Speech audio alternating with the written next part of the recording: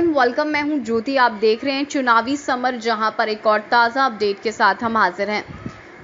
मायावती ने कहा, सरकारी नौकरियों में ओबीसी के खाली पड़े पदों को भरे सरकार। बेरोजगारी और आरक्षण के मुद्दे पर मायावती ने केंद्र और योगी सरकार के खिलाफ बोला जोरदार हमला।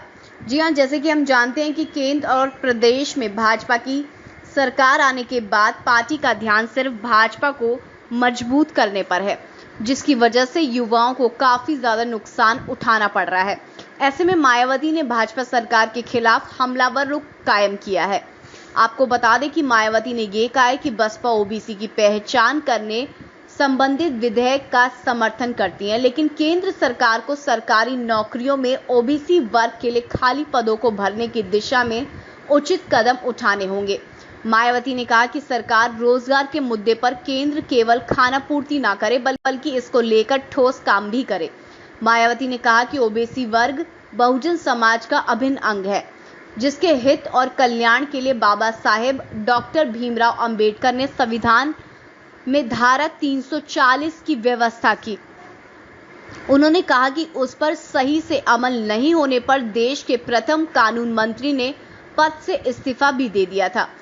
उन्होंने कहा कि बीएसपी भी वैसे ही इन वर्गों के लिए जी जान से समर्पित है।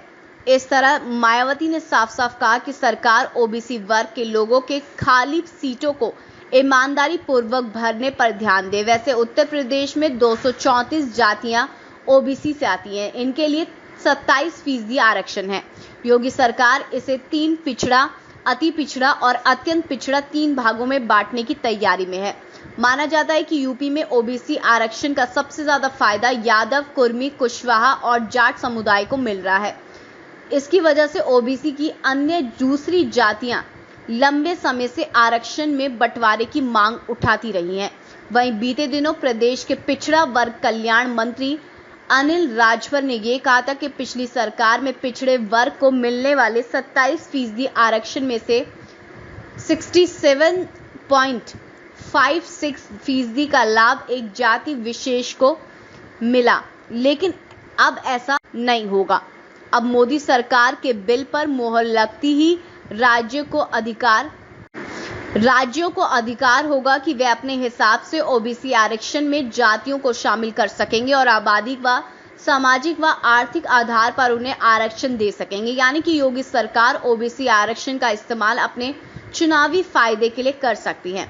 वैसे मायावती ने साफ शब्दों में सरकार को नसीहत दी है कि सरकार निजी स्वार्थ से ज्यादा जनता के हितों पर ध्यान दे, ताकि कमजोर और पिछड़े भी देश की तरक्की का हिस्सेदार बने। तो इस पर आपकी जो भी राय है आप प्लीज कमेंट सेक्शन में लिखें। Thank you so much. Keep watching today's for more news.